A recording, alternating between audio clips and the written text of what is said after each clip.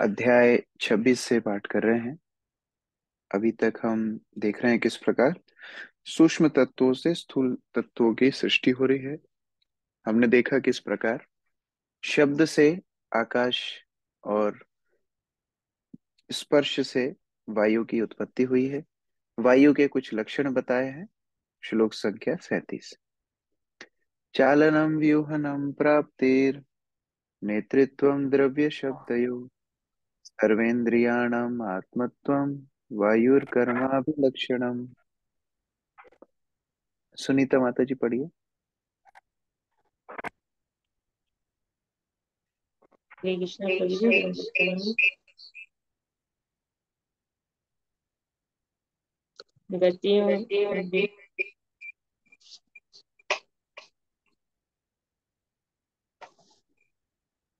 गतियों मिश्रण शब्द को पदार्थों तथा अन्य इंद्रियों बोधों तक पहुँचाने एवं अन्य समस्त इंद्रियों के समुचित कार्य करते रहने हेतु सुविधाएं प्रदान कराने में वायु की क्रिया लक्षित होती है। तो वायु के क्या क्या काम होते हैं? वायु अ, चाल को गति देती है, उसके बाद ध्वनि को गति देती है, और भी अन्य इंद्रियों को गति देती है वायु के माध्यम से। वास्तव में हमारे शरीर के सारे जो बैलेंस है वो वायु की गति से ही चलते हैं। प्रफुल्ल प्रभु।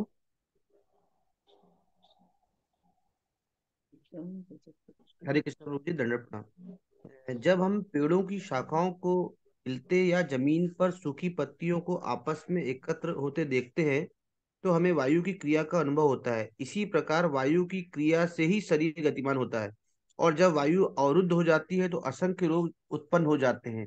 लकवा, तंत्रिका अवरोध, नर्वस ब्रेकडाउन, पागलपन तथा अन्य अनेक रोग वायु की अपर्याप्त संचार के कारण उत्पन्न होते हैं। आयुर्वेदिक चिकित्सा पद्धति में इन रोगों का इलाज वायु संचार की स्थिति के आधार पर किया जाता है। यदि प्रारंभ में वायु संचार की प्रक्रिया का ध्यान रखा जाए तो ऐसे रोग नहीं होते। आयुर्वेद तथा श्रीमद् भागवतम से भी यह स्पष्ट है कि केवल वायु के कारण अनेक क्रियाएं आंतरिक तथा बाह्य रूप से चलती रहती हैं, और जैसे ही वायु संचार में कमी आई, नहीं कि ये क्रियाएं बंद हो जाती है। यहाँ स्पष्ट उल्लेख है नेतृत्वम द्रव्य शब्दयोः। क्रिया के ऊपर हमारा प्रभुत्व वायु की गतिशीलता के ही कारण है। यदि वायु का संचार रुक जाए तो हम शब्द सुनकर उस स्थान तक नहीं पहुंच सकते। यदि कोई हमें यदि कोई हमें पुकारता है तो हम वायु संचार के ही कारण ध्वनि सुनते हैं, और हम उस स्थान या व्यक्ति तक पहुंच जाते हैं जहां से ध्वनि आती है। इस श्लोक में स्पष्ट कहा गया है कि ये सब वायु की गतियों के कारण है। गंध की पहचान भी वायु की क्रिया के फलस्वरूप होती है। दंडवत प्रणाम। हरे तो कृष्ण। चाहे बुरी गंध हो, चाहे सुगंधित गंध हो, ये सब वायु के कारण हम तक पहुंचती है। हमारी ध्वनि, हमारे शब्द वायु के माध्यम से दूसरे तक पहुंचते हैं।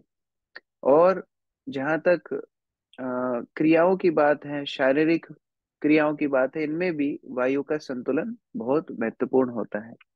अगर कोई व्यक्ति मानसिक रोगी होता है तो ऐसा बोला जाता है कि उसके शरीर में वायु का इम्बैलेंस हो गया है, वायु की गति में कोई समस्या हुई है। तो उसको वायु रोग भी आयुर्वेद में कहा जाता है। अब वायु हो गया, उसके बाद आकाश हो गया, अब है अग्नि की बारी।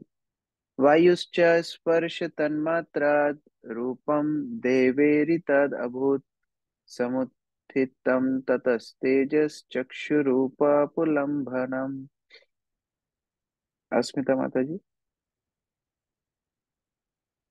हरे कृष्ण प्रभु जी, दंडवत प्रणाम।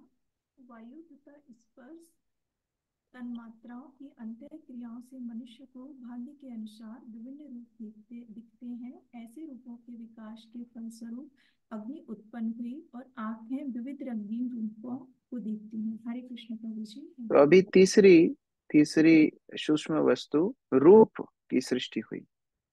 अब रूप देखने के लिए जो अ, आंखें चाहिए, जो इंद्रियां चाहिए, उनकी भी सृष्टि हुई। और जो स्थूल तत्व है रूप का, वो है अग्नि। अग्नि की भी सृष्टि हुई। तात्पर्य आरती माता जी पढ़िए। दंडवत प्रणाम प्रभु जी। दैव स्पर्श अनुभूति वायु की अंतः क्रियाएं तथा मन की स्थिति जो आकाश तत्व से उत्पन्न होते हैं, उनके कारण अपने पूर्व कर्मों के अनुसार मनुष्य को शरीर प्राप्त होता है। कहना आवश्यक है कि जीव एक शरीर से दूसरे में देहांतर करता है। भाग्य के अनुसार तथा वायु एवं मानसिक स्थिति की अंतः क्रिया को नियंत्रित करने वाली उच्चतर सत्ता की योजना द्वारा उसका रूप बदलता है। रूप विभिन्न प्रकार के इंद्रिय जनित अनुभव का मिलाप है। पूर्व निर्धारित कर्म, मानसिक स्थिति तथा वायु की अंतः क्रिया की योजनाएं हैं। हरे कृष्णा। तो अभी प्रभुपाद जी इसका संबंध जोड़ रहे हैं, हमारे शरीर किस प्रकार से मिलता है। तो जिस प्रकार की हमारी मानसिक चेतना होती है, हम कल भी चर्चा कर रहे थे, उसके अनुसार हमको रूप मिलता है। तो ये रूप तीसरा मूलभूत तत्व है, जो कि पहला मूलभूत तत्व शब्द, शब्द के बाद दूसरा स्पर्श, और उसके बाद अब रूप आ रहा है।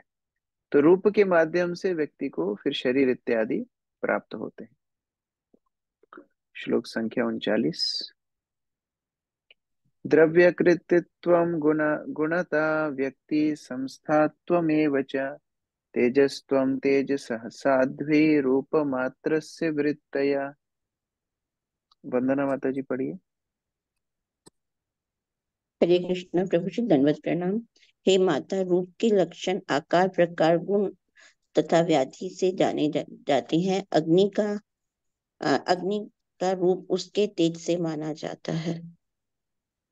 तात्पर्य पढ़ो। हाँ, अभी रूप के लक्षण बताए जा रहे हैं। रूप के क्या क्या लक्षण हैं? आकार। अभी तक जो था ध्वनि था, स्पर्श था, उसमें आकार नहीं था। वायु को देखना है तो कैसे हम देख पाते हैं? अगर वायु किसी वस्तु को उड़ा के ले जाती है तो हमको समझ में आता है हाँ वायु चल रही है।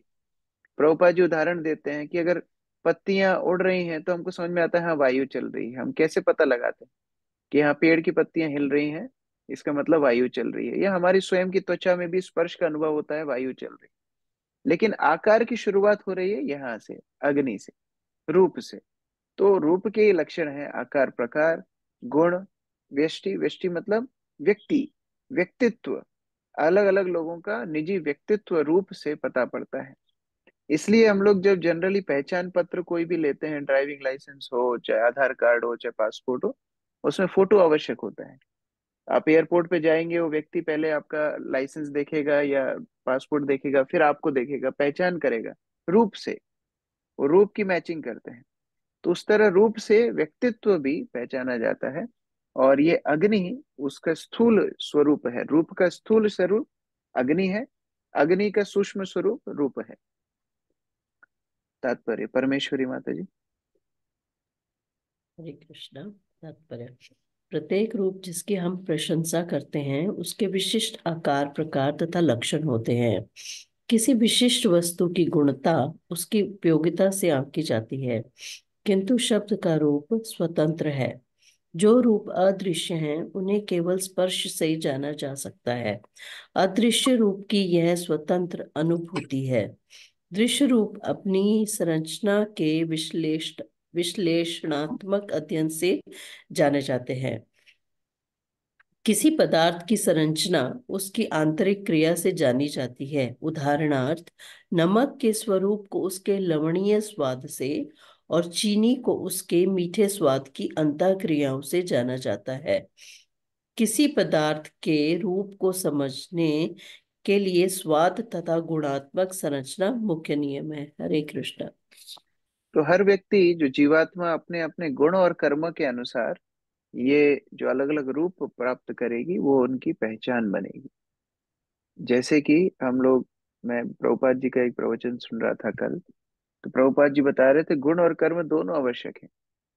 मान लीजिए कोई व्यक्ति डॉक्टर की पढ़ाई नहीं किया है, केवल डॉक्टर के परिवार में जन्म लिया है, तो हम उसको डॉक्टर नहीं बोलेंगे। ये तो हम लोग कई बार ये उदाहरण समझते ही हैं। प्रभुपाद जी इसमें एक और बात जोड़ रहे थे। प्रभुपाद जी बोल रहे थे मान लो किसी ने डॉक्टर की पढ़ाई करी है, लेकिन वो डॉक्टर का काम नहीं करता है, तो भी हम उसको डॉक्टर की श्रेणी में नहीं रखेंगे। मान लो किसी ने वकील की पढ़ाई की है, लेकिन वकील का काम नहीं करता है, तो हम वकील की श्रेणी में नहीं रखेंगे। जैसे मैंने इंजीनियरिंग की पढ़ाई की है, लेकिन मैं इंजीनियरिंग का काम नहीं कर रहा हूँ, तो मैं इंजीनियर की कैटेगरी में नहीं रखा जाऊँ। तो उसी तरह दोनों आवश्यक हैं। गुण और कर्म दोनों के माध्यम से व्यक्ति की पहचान होती है। यहाँ प्रभुपाद जी उदाहरण दे रहे हैं, शक्कर अगर मीठी नहीं रहेगी तो उसकी पहचान शक्कर के नाम से नहीं होगी। तो ये रूप, स्वाद, स्पर्श सब व्यक्ति की भूत जो भौतिक पहचान है, जो तटस्थ पहचान है, वह बता रहे हैं। द्योतनम पचनम पानम अदनम हिममर्दनम तेजसो वृत्तयस्त्वेता शोषणम श्रुतत्रिदेव च। सरिता माता जी। हरे कृष्ण प्रभु जी, दंडवत प्रणाम। अग्नि अपने प्रकाश के कारण पकाने, पचाने, शीत नष्ट करने, भाप बनाने की क्षमता के कारण एवं भूख प्यास खाने तथा पीने की इच्छा उत्पन्न करने के कारण अनुभव की जाती है। हरे कृष्ण ये प्रभु। अग्नि के कुछ लक्षण हैं। अग्नि भोजन पकाती भी है, हमारे शरीर की अग्नि उसको पचाती है। शीत से बचने के लिए, ठंड से बचने के लिए अग्नि हमें मदद करती है। और जो जलाशयों से जल भाष्म बनकर ऊपर जाता है और बाद में वर्षा होती है, वह भी अग्नि के कारण होता है। भूख प्यास, खाने पीने, सबकी इच्छाएं उत्पन्न करने के लिए अनुभव अग्नि का हम अपने शरीर में कर सकते हैं। जिनकी अग्नि मंद होती है, आयुर्वेद में यह भी चर्चा की जाती है, जिनकी अग्नि मंद है उनको भूख नहीं लगती है, प्यास नहीं लगती है, शरीर क्षीण हो जाता है उनको पेट संबंधी काफी समस्याएं होती हैं। अर्चना माता जी, तात्पर्य। हरे कृष्ण प्रभु जी, दंडवत प्रणाम। अग्नि का प्रथम लक्षण है प्रकाश तथा ऊष्मा का वितरण। अग्नि की उपस्थिति आमाशय में भी अनुभव की जाती है। बिना अग्नि के हम खाए हुए भोजन को पचा नहीं पाते। बिना पाचन के न तो भूख लगती है न प्यास, और न खाने पीने की शक्ति रहती है। जब अपर्याप्त भूख तथा प्यास रहे तो समझना चाहिए कि जठराग्नि मंद पड़ गई है, और इस अग्नि मान माध्यम का अग्नि तत्व से संबंधित आयुर्वेदिक उपचार किया जाता है। चूंकि अग्नि का वर्धन पित्तरस के निकलने से होता है, अतः इसका उपचार पित्तरस के उत्सर्जन को बढ़ाना है। इस प्रकार आयु इस प्रकार आयुर्वेदिक उपचार श्रीमद् भागवतम के कथनों का समर्थन है। शीत के प्रभाव को दमित करने में अग्नि का गुण सर्वविदित है। असह्य शीत का सामान सॉरी असह्य शीत का सामना अग्नि द्वारा किया जाता है। हरे कृष्ण। तो जीवात्मा किस बात का अहंकार करेगी? वो जो खा रहा है उसको पचा भी नहीं सकता है बिना भगवान की मदद के। भगवान गीता में बोलते हैं, पचाने वाली अग्नि मैं हूँ, ये जठराग्नि मैं स्वयं हूँ। ये भगवान की उत्पन्न सारी वस्तुएं हैं। तो बिना भगवान की मदद के व्यक्ति पचा भी नहीं सकता है। भागवत में एक बहुत सुंदर कथा आती है। च्यवन ऋषि रहते हैं, उनको सुकन्या इत्यादि कुछ माताएं अपराध करती हैं। लंबी कथा है, मैं सूक्ष्म बता रहा हूँ। तो अपराध के कारण क्या होता है, उनके पूरे परिवार की जो मल त्याग करना है वो बंद हो जाता है। वो मल त्याग ही नहीं कर पाते, वो बंद, अपराध के कारण उनका पेट एकदम जाम। अब किसी का पेट जाम हो, बड़ा कितना भारी भरकम ये स्थिति हो जाती है। एक दिन दो दिन नहीं, कई दिनों तक उनका मल ही त्याग नहीं हो रहा है। तो तब वो झटपटा के सब परेशान हुए, उन्हें पता लगा क्या कारण है, च्यवन मुनि को अपराध किया। वो जा करके राजा ने फिर अपनी कन्या सुकन्या को उनके साथ विवाह में दिया, तब उन सबका मल त्याग हुआ। तो हम किस बात का अभिमान करेंगे? खाने का अभिमान, पचाने का अभिमान, मल त्याग। हर जीवात्मा इतना भगवान के ऊपर आश्रित है कि वो इतना काम भी अपने आप नहीं कर सकता है। रूप मात्राद् विकुर्वणा तेजसो दैव चोदिताद् रस मात्रम अभूत तस्मात् अम्भो जीवा रसग्रह। अक्रूर प्रभु पढ़िए। हरे कृष्णा प्रभु जी, धन्यवाद प्रणाम। अग्नि तथा दृष्टि की अंतःक्रिया से देवी व्यवस्था के अंतर्गत स्वाद तन्मात्रा उत्पन्न होती है। इस स्वाद से जल उत्पन्न होता है और स्वाद ग्रहण करने वाली जीभ भी प्रकट होती है। तात्पर्य, यहाँ जीव को स्वाद का ज्ञान प्राप्त करने का साधन बताया गया है। क्योंकि स्वाद जल का उत्पाद है, अतः जीव पर सदैव लार रहती है। हरे कृष्णा प्रभु, धन्यवाद। फिर अभी चौथा तन्मात्र उत्पन्न हो रहा है, स्वाद। अब रूप के बाद है स्वाद, और उस स्वाद के माध्यम से स्थूल तत्व जल उत्पन्न होता है। उस जल को स्वाद लेने के लिए जिह्वा। तो ये तीनों का प्राकट्य हो रहा है। पहले स्वाद, स्वाद के माध्यम से स्थूल तत्व जल, और जल और स्वाद के बीच का जो मिलाप करने वाली इंद्रिय है वो है जीभ। जीभ के माध्यम से ही हम स्वाद लेते हैं। ये प्रभुपाद जी तात्पर्य बता रहे हैं, इसलिए जीभ पर हमेशा लार रहती है, क्योंकि वो रस का आस्वादन करना चाहती है। कषायो मधुरस्तिक्तः कटव अम्ल इति नैकदा भौतिकानां विकारेण रस एको विधीयते विभिद्यते।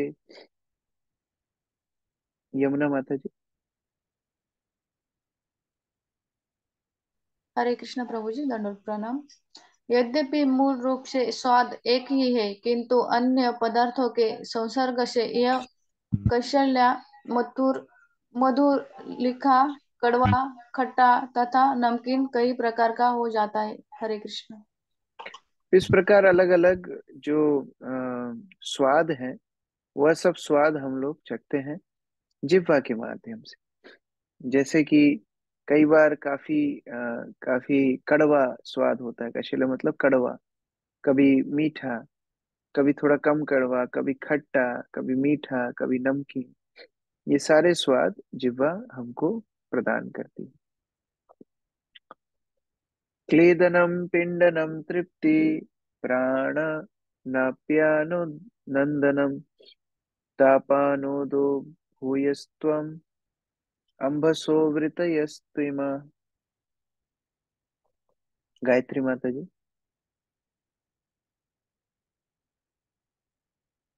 हरे कृष्ण प्रभु जी।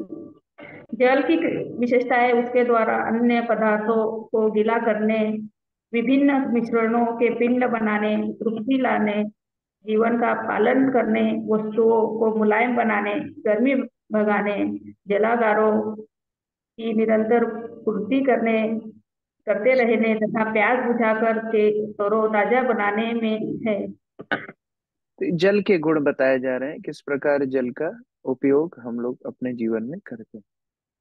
आयुष प्रभु तात्पर्य। हरे कृष्ण प्रभु जी, धन्यवाद प्रणाम। तात्पर्य: जल पीकर शुद्धा मिटाई जा सकती है। कदाचित यह देखा जाता है कि यदि कोई व्यक्ति उपवास व्रत रखता है और बीच बीच में उसे थोड़ा जल दे दिया जाता है, तो उपवास के कारण उत्पन्न क्षीणता तत्काल कम हो जाती है। वेदों में यह भी कहा गया है, आपो मय प्राण, जीवन जल पर निर्भर है। जल से किसी भी वस्तु को गीला या नम किया जा सकता है। आटे में जल मिलाने से लोई बन जाती है। मिट्टी तथा जल मिलाने से कीचड़ उत्पन्न होता है। जैसा कि श्रीमद् भागवतम के प्रारंभ में कहा गया है, विभिन्न भौतिक तत्वों को जोड़ने वाला अवयव जल ही है। जब हम मकान बनाते हैं तो ईंटें बनाने में प्रमुख अवयव अवयव जल ही होता है। समग्र जगत में अग्नि, जल तथा वायु विनिमयकारी तत्व है, किंतु इनमें से जल प्रमुख है। तपते हुए स्थान में जल डालकर अत्यधिक तप तप्तता तप्तता दूर की जा सकती है। हरे कृष्ण। रसमात्राद् विकुर्वणात् अंबसो दैव चोदितात् गंधमात्रमभूत् तस्मात् पृथ्वी घ्राणस्तु गंधदा। अभी लास्ट जो तत्व है उसकी सृष्टि हो रही है। मुकुल प्रभु। हरे कृष्ण प्रभु, दंडवत प्रणाम। स्वाद अनुभूति और जल की अंतः क्रिया के फलस्वरूप देवी विधान से गंध तन मात्रा उत्पन्न होती है। उससे पृथ्वी तथा घ्राणेन्द्रिय उत्पन्न होते हैं, जिससे हम पृथ्वी की सुगंधि का बहुविध अनुभव कर सकते हैं। तो जल और स्वाद के माध्यम से अब जो अगला तत्व है, अगली तन्मात्र उत्पन्न हो रहा है, वो है सुगंध। और ये सुगंध का स्थूल तत्व है पृथ्वी। पृथ्वी, उसकी सुगंध और उनको ग्रहण करने के लिए नासिका, ये सारी इंद्रियां उत्पन्न हो रही हैं। इसलिए जब हम भगवान को अगरबत्ती लगाते हैं, धूप लगाते हैं, उसका मतलब क्या है? वो धूप अगरबत्ती मतलब पृथ्वी तत्व हम भगवान को अर्पण कर रहे हैं। पृथ्वी तत्व कैसे अर्पण कर रहे हैं? क्योंकि पृथ्वी का जो पुत्र है वो पेड़ को माना गया है। पृथ्वी का पुत्र पेड़। और पेड़ में सबसे आकर्षक और सबसे सुगंधित वस्तु होती है पुष्प। और पुष्प की भी जान होती है उसकी सुगंध में। तो जब हम पुष्प की सुगंध भगवान को धूप रूप में अर्पित करते हैं, तो एक तरह से पृथ्वी अर्पित करते हैं। फिर दीप के माध्यम से अग्नि अर्पित करते हैं। शंख के माध्यम, शंख जो अर्घ शंख है उसके माध्यम से जल अर्पित करते हैं। और आरती के माध्यम से ध्वनि अर्पित करते हैं, घंटी के माध्यम से, आरती गाने के माध्यम से, और शंख बजाने के माध्यम से खम यानी कि आकाश अर्पित करते हैं। तो ये पंचभूतों को हम आरती के माध्यम से भगवान की शरण में, भगवान की सेवा में अर्पित करते हैं। करम्भापूति सौरभ्य शांतो ग्रामालादिभिः पृथक् द्रव्यावयव वैषम्यात् गंध एको विधीयते। रेखा माता जी। हरे कृष्ण। यद्यपि गंध एक है, किंतु संबंध पदार्थों के अनुपातों के अनुसार अनेक प्रकार की हो जाती है, यथा मिश्रित, दुर्गंध, सुगंधित, मृदु, तीव्र, अम्लीय इत्यादि। तो हरे ये कृष्ण। गंध अलग अलग प्रकार से, अच्छे, बुरी, मिश्रित, तीक्ष्ण, मधुर, ये सारी गंध हमें प्राप्त होती है। वायु, स्पर्श और गंध ये ग्रहण यानी नासिका के माध्यम से हमको प्राप्त होती है। अमित प्रभु। हरे कृष्ण बाबू जी, दंडवत प्रणाम। तात्पर्य: कभी कभी विभिन्न अवयवों से तैयार किए गए भोज्य पदार्थों में मिश्रित गंध आती है, यथा सब्जियों में मसाले तथा हींग मिलाने से गंदे स्थानों से दुर्गंध आती है, कपूर, पुदीना तथा अन्य पदार्थों से अच्छी महक, सुगंध आती है, प्याज तथा लहसुन से तीक्ष्ण गंध आती है, और हल्दी तथा अन्य खट्टी वस्तुओं से अम्लीय, खट्टी गंध आती है। मूल गंध तो पृथ्वी से निकलने वाली महक है, और जब यह विभिन्न पदार्थों से मिल जाती है तो विविध रूपों में प्रकट होती है। हरे कृष्ण बाबू जी। भावनम ब्रह्मण स्थानम धारणम सद्विशेषणम सर्वसत्व गुणाद भेद पृथ्वी वृत्ति लक्षणम। विनोद प्रभु। प्रभु जी दंडवत प्रणाम। पर ब्रह्म के स्वरूपों को आकार प्रदान करके आवास स्थान बनाकर जल रखने के पात्र बनाकर पृथ्वी के कार्यों के लक्षणों को देखा जा सकता है। दूसरे शब्दों में पृथ्वी समस्त तत्वों का आश्रय स्थल है। हरे कृष्ण। धीरे धीरे धीरे इन स्थूल तत्वों में भी स्थूलता का स्तर बढ़ता जा रहा है। आप देखिए, सर्वप्रथम स्थूल वस्तु आकाश, आकाश को हम देख नहीं सकते, महसूस भी नहीं कर सकते। फिर आई वायु, वायु को देख नहीं सकते लेकिन महसूस कर सकते हैं। फिर आई अग्नि, देख भी सकते हैं, महसूस भी कर सकते हैं। आगे आई जल, देख सकते हैं, महसूस भी कर सकते हैं, चख भी सकते हैं। और फिर आई पृथ्वी, देख भी सकते हैं, स्पर्श भी कर सकते हैं, महसूस भी कर सकते हैं, चख भी सकते हैं। तो ये धीरे धीरे धीरे और ज्यादा स्थूलत्व की तरफ बढ़ रहे हैं, ज्यादा ज्यादा स्थूल होती जा रही है बस। तात्पर्य। जय माता जी। हरे कृष्ण प्रभु प्रणाम। पृथ्वी में ध्वनि, आकाश, वायु, अग्नि, जल जैसे विभिन्न तत्व देखे जा सकते हैं। यहाँ पर पृथ्वी की अन्य विशेषता का उल्लेख हुआ है, और वह यह है कि पृथ्वी से भगवान के विभिन्न रूप प्रकट होते हैं। कपिल के इस कथन से इसकी पुष्टि होती है कि पूर्ण पुरुषोत्तम भगवान अर्थात ब्रह्म के असंख्य रूप हैं, जिनका शास्त्रों में वर्णन मिलता है। पृथ्वी तथा इसके उत्पादों यथा पत्थर, लकड़ी या रत्न को ठीक से मिलाकर ब्रह्म के इन स्वरूपों को हमारे समक्ष प्रस्तुत किया जा सकता है। जब मिट्टी की मूर्ति द्वारा भगवान कृष्ण या भगवान विष्णु का स्वरूप प्रस्तुत किया जाता है तो वह काल्पनिक नहीं होता। पृथ्वी भगवान के स्वरूपों को शास्त्रों में वर्णित आकार प्रदान करती है। ब्रह्म संहिता में भगवान कृष्ण की भूमि, वैकुंठ धाम की विचित्रता तथा अपने आध्यात्मिक शरीर से बांसुरी बजाते हुए उनके स्वरूप का वर्णन मिलता है। इन सब रूपों का उल्लेख शास्त्रों में मिलता है, और जब उन्हें वैसे ही रूपों में प्रस्तुत किया जाता है तो वे पूज्य बन जाते हैं। वे काल्पनिक नहीं है, जैसा कि मायावादी दर्शन कहता है। कभी कभी भावन शब्द की व्याख्या कल्पना के रूप में की जाती है, किंतु इसका यह अर्थ नहीं है। इसका वास्तविक अर्थ है वैदिक विवरणों के अनुसार आकार प्रदान करना। पृथ्वी समस्त जीवात्माओं तथा उनके गुणों का चरम रूपांतरण है। हरे कृष्ण। इस प्रकार से पृथ्वी स्थूल शरीर, स्थूल तत्वों में सबसे ज्यादा स्थूल वस्तु है, स्थूल तत्व है। उससे हम आकार इत्यादि बना सकते हैं, उससे हम बाकी वस्तुओं को आश्रय प्रदान करते हैं। जैसे जल रखने के लिए घड़ा चाहिए तो पृथ्वी बनाती है। ध्वनि सुनने के लिए भी जो यंत्र बनाते हैं पृथ्वी के माध्यम से बनाते हैं। अग्नि को जलाने के लिए लकड़ी की आवश्यकता पड़ती है, पृथ्वी से आती है। तो ये सारी वस्तुएं एक तरह से पृथ्वी के ऊपर आश्रित रहती है। तो इस तरह से सारे तत्वों का एक एक करके कपिल मुनि विस्तार से बता रहे हैं। हर वस्तु कृष्ण के संबंध में देखना, हर वस्तु कृष्ण के संबंध में जानना इस तत्व का लक्ष्य है। और कैसे हम भगवान के ऊपर सारी वस्तुओं के लिए निर्भर हैं, आश्रित हैं, ये सब तथ्य को इन माध्यम से समझना चाहिए। हरे कृष्ण। ग्रंथराज श्रीमद् भागवतम की जय, श्री प्रभुपाद की। किसी का प्रश्न है? बसंत प्रभु। हरे कृष्ण प्रभु जी, धन्यवाद, प्रणाम प्रभु जी। एक्चुअली इतने दिन से आरती होती है, हम अटेंड करते, पर ये तो पता ही नहीं था कि इसके पीछे इतनी बड़ा गहराई है और पांचों तत्वों का इतना मतलब हम लोग अर्पण करते हैं। थैंक यू सो मच प्रभु जी। और एक्चुअल में एक एक चीज इतने डेप्थ में, और हम लोग हमें कभी इस तरह की बचपन से कभी कहीं सुने नहीं थे। तो प्रभु जी आप सभी भक्तों की कृपा है।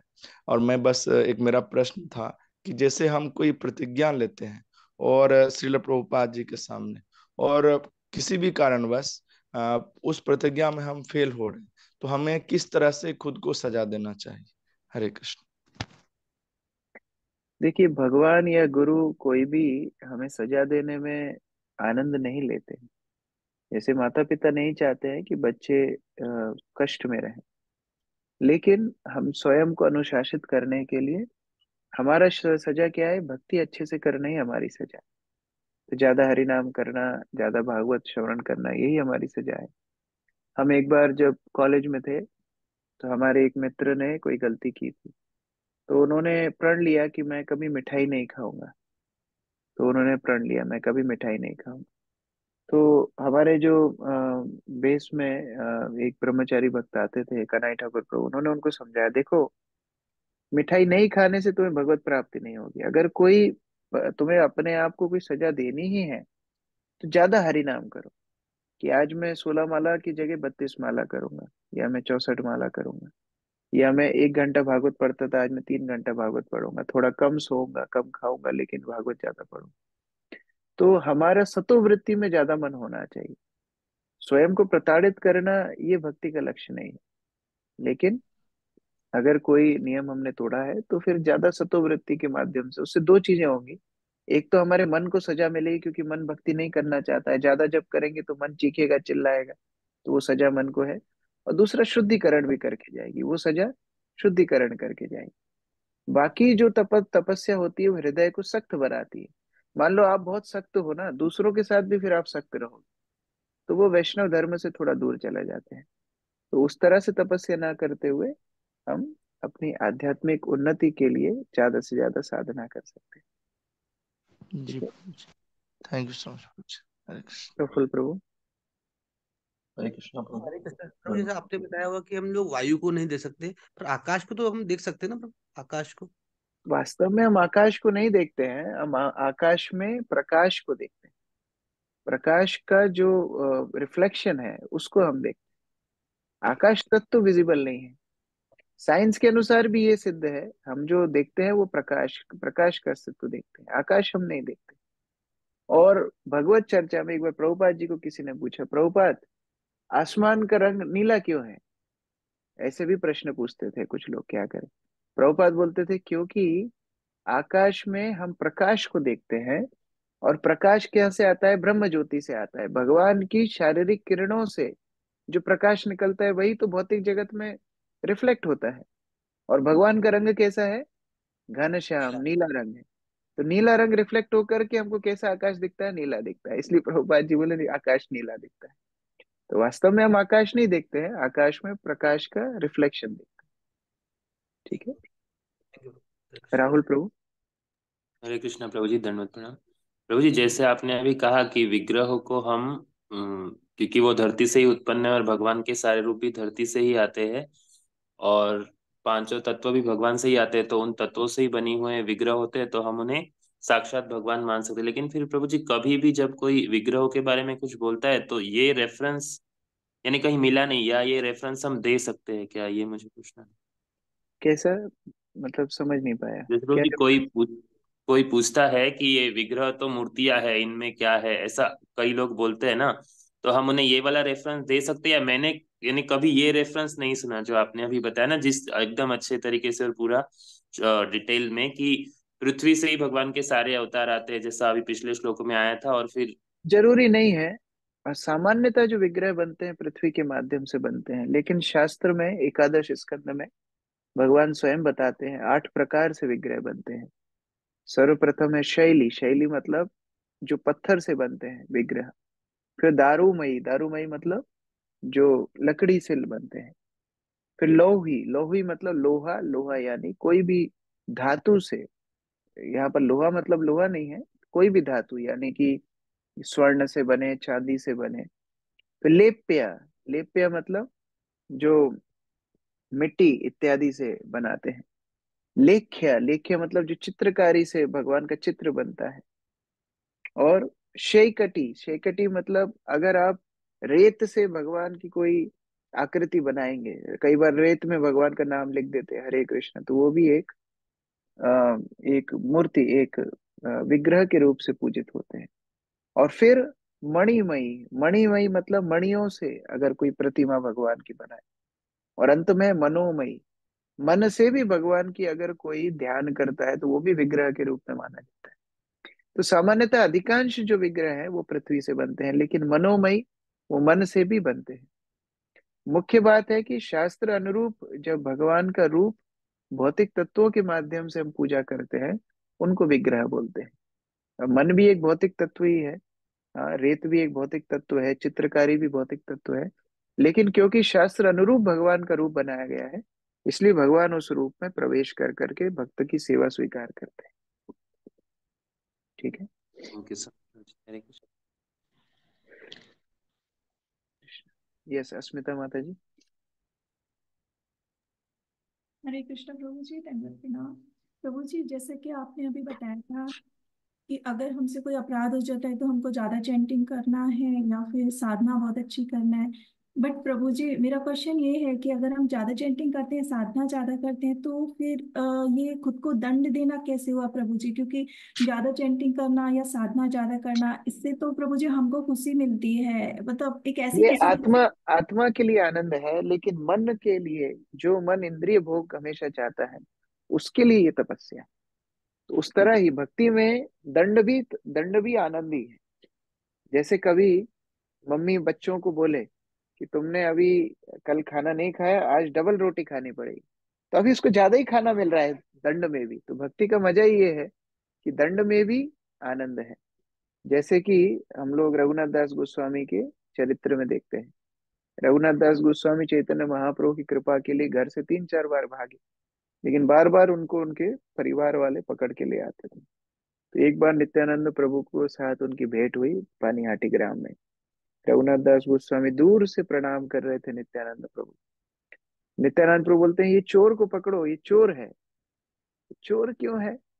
भक्त लोग पूछे, नित्यानंद प्रभु ये चोर क्यों है? बोले चोर इसलिए है कि ये बिना गुरु के कृष्ण तक जाना चाहता है, बिना नित्यानंद के चैतन्य तक जाना चाहता है, तो ये अपराधी है, इसको दंड देना चाहिए। अच्छा, क्या दंड मिलेगा? मारे पीटे कि बांध दे कि भूखा रखे? इसको ये दंड मिलेगा कि इसको सभी भक्तों को प्रसाद खिलाना पड़ेगा। अभी जितने ही भक्त हैं उनको इनको प्रसाद खिलाना पड़ेगा, दही चिड़ा। तो ये दंड हुआ कि कृपा हुई? तो ये दंड महोत्सव के नाम से दही चिड़ा उत्सव होता है। मैं जस्ट अभी ये क्लास के पहले गुरु महाराज का प्रवचन सुन रहा था। बंगाली में गुरु महाराज कृष्ण लीला बता रहे थे। कलकत्ता का लेक्चर था, उसके बीच में एक फोन बजा। फोन बजता है ना, कुछ लोग ऑफ नहीं कर पाते हैं, फोन रिंग हुआ। तो गुरु महाराज बोलते हैं, जिसका भी फोन बजेगा उसको सभी भक्तों को प्रसाद स्पॉन्सर करना पड़ेगा। तो अभी ये दंड हुआ कि कृपा हुई? तो भक्ति में दंड भी कृपा है। इसीलिए भक्ति का पथ बड़ा ही आनंद का पथ है। इसमें अगर हम कुछ गलती करते भी हैं तो और ज्यादा साधना करके अपने आप को शुद्ध करना चाहिए। कोरी तपस्या से हृदय सख्त होता है, इसीलिए हम लोग उस तरह के दंड को नहीं अपनाते हैं। ठीक है। भगवत गीता में भगवान ने उसको तमोगुणी तपस्या बताई, जिसमें शरीर को प्रताड़ना दी जाए। लोग कई कई ऐसे पथ हैं, खुद के शरीर में कोड़े मार रहे हैं, बाल नोच रहे हैं, अलग अलग। ये शारीरिक कष्ट, ये तामसिक तपस्या गीता में बताई गई। तो भक्ति पथ में इसको नहीं करते। जी प्रभु जी, प्रभु जी एक और मेरा छोटा सा क्वेश्चन है कि मेरा क्या होता है, बचपन से अगर मुझसे कोई गलती हो जाती है, चाहे वो किसी भी फील्ड में हो, तो मैं उसमें प्रभु जी निर्जला व्रत रहती हूँ और कुछ खाती पीती नहीं हूँ 2 दिन तक, तो प्रभु जी फिर ये ठीक नहीं है ना? देखो, खाना कम करना तो अच्छा ही है। खाना, सोना, ये चार जो चीजें हैं, ये कम ही करना चाहिए। लेकिन अगर हमारे भक्ति में वो बाधा बने तो करने की आवश्यकता नहीं। अब मुख्य बात है हमारी भक्ति करना है। अगर भक्ति में वो बाधा बनती है तो हमको नहीं करना चाहिए। ये मुख्य बात ये है कि जैसा मैं बता रहा था, dry austerities make hard harder. हमारा जो हृदय है वो सख्त हो जाता है। फिर हम दूसरों के लिए, अच्छा वैष्णवों को हम क्यों नहीं इस तरह तपस्या करते हैं, फिर हम दूसरों को भी वैसे ही डील करेंगे। मान लो कोई दूसरे भक्त ने कोई गलती की, तो फिर आप उनको भी यही बोलेंगे, अच्छा तुमने ये गलती की, अभी 2 दिन निर्जल निराहार रहो। तो क्योंकि आपका हृदय उस तरह हो गया, अभी दूसरों के लिए भी सहानुभूति कम हो जाएगी। इसलिए भगवत आश्रय लेना चाहिए। कलो नास्तेव नास्तेव नास्तेव गतिरन्यथा, हरेर नाम हरेर नाम एव केवलम। तो हरि नाम के अलावा और दूसरी गति कलयुग में नहीं है। तो दूसरे कोई आश्रय ना लेते हुए स्वयं भगवत नाम का आश्रय लेना चाहिए। ये नाम इतना शक्तिशाली है, ये हृदय को शुद्ध करता है। हम हरिदास ठाकुर के जीवन चरित्र में देखते हैं, हरिदास ठाकुर का परीक्षा करने के लिए मुस्लिम काजी एक वेश्या को भेजते हैं। और वो वेश्या इतनी प्रभावशाली वेश्या थी, उसका नाम था लक्ष्य हीरा। लाखों लाखों मुद्राएं लेकर के कोई एक व्यक्ति उसके साथ एक रात को संग करता था। इतनी पॉपुलर वेश्या थी। उसको हरिदास ठाकुर को पतन कराने के लिए भेजते। वो वेश्या 3 दिन तक हरिदास ठाकुर को जा करके पतन कराने का प्रयास की। हरिदास ठाकुर उनको बोलते हैं, मैं तुम्हारी इच्छा पूरा करूंगा, थोड़ी देर बैठ जाओ, मेरा नाम पूरा नहीं हुआ, हरिनाम जब पूरा नहीं हुआ, तो थोड़ा हरिनाम मेरा पूरा कर लेने दो, फिर मैं तुम्हारे साथ संग करूंगा। वो वेश्या बैठी रही। अब रोज तो हरिदास ठाकुर 192 माला करते थे, पूरा दिन ही लगता था। तो जब उनका नाम पूरा हुआ, वो लक्ष्य हीरा बोली, ठीक है अभी रेडी? बोले ना, अब तो अगले दिन का नाम शुरू करना पड़ेगा, अभी तो अगले दिन का जब शुरू करना पड़ेगा। तो अगले दिन का जब करने, 3 दिन उस वेश्या ने जो हरिनाम सुना, वो पूर्ण रूप से शुद्ध हो गई, हरिदास ठाकुर के चरणों में गिर गई। हरिदास ठाकुर ने उनको नाम दीक्षा दिया और वो शुद्ध वैष्णव बन गई। तो हरिनाम में इतनी शक्ति है, उसकी शक्ति को कोई दूसरी क्रिया से तुलना ही नहीं करना चाहिए। कोई भी वस्तु हो, हरिनाम का आश्रय लेना। जी प्रभु जी, थैंक यू सो मच प्रभु जी। हरे कृष्ण। रेखा माता जी। हरे कृष्ण प्रभु जी। मुझे इसमें दिया है श्लोक 46 में कि उनके शरीर को बांसुरी बजाते हुए स्वरूप का वर्णन मिलता है, तो वो पूज्य बन जाते हैं, मतलब जो रूप शास्त्र उन्मुख है, जैसे शास्त्र में है कृष्ण बांसुरी बजाते, कोई शास्त्र की बात ना मान के बोले वो बांसुरी पुराना हो गया, अभी थोड़ा गिटार दे देते हैं कृष्ण के हाथ में, तो वो शास्त्र अनुरूप रूप नहीं होगा। पूजनीय विग्रह कौन सा है? जो शास्त्र अनुरूप भगवान का जो रूप है, उसके अनुसार विग्रह बना करके आराधना की जाए। ठीक ये है। भुवन मोहिनी माता जी। हरे कृष्णा प्रभु जी, दंडवत प्रणाम। प्रभु जी, जैसे अभी आप ये कह रहे हैं जो पाप के लिए है, ऐसे मैं अपने लिए कह रही हूँ कि ऐसे बहुत बार होता है कि हाँ ये गलत है, हम पढ़ रहे हैं शास्त्र में ये गलत है, फिर भी ये ज्ञान तो है कि ये गलत है, फिर भी हम वो गलत काम करते हैं। और अगले दिन फिर ऐसा होता है कि हम देखिए भगवत गीता क्लास ले रहे हैं, हम दूसरों को सिखा रहे हैं, लेकिन हम खुद उस चीज को फॉलो नहीं कर रहे हैं। तो फिर उससे क्या होता है, मन ऐसे होता है कि ये सब क्लास क्लास बंद कर देनी चाहिए, ये ऐसी फीलिंग आती है। और जैसे आपने कहा कि माला पढ़ा सकते हैं, जैसे अभी है ना, मुझे आज ऐसे लग ही रहा था। और प्रभुपाद का ये रेसिप्रोकेशन है कि आपने आंसर किया कि आज 16 की जगह 32 माला कर लो, यदि ऐसे लगता है कुछ गलत किया तो। लेकिन है ना, दोबारा फिर वही गलत काम करते हैं, सारा कुछ जानते हुए भी अगेन फिर से गलत कार्य करते हैं। ये मतलब ये प्रवृत्ति तो जा नहीं रही है। श्रीला प्रभुपाद को एक भक्त ने इस तरह पूछा, प्रभुपाद ने कभी कभी माया में गिर जाता हूँ। प्रभुपाद बोले, नहीं तो माया में ही हो, कभी कभी भक्ति में गिर जाते। तो अब भक्त जीवन में हम लोग गलतियां तो करेंगे ही, ज्यादा ही करेंगे। हमारे कुछ साल की भक्ति से इतना जल्दी शुद्ध होना काफी मुश्किल है। क्योंकि हम लोग तप अभी कर रहे हैं, ये भक्ति तप के समान है। और धीरे धीरे धीरे धीरे हम लोग शुद्ध होंगे।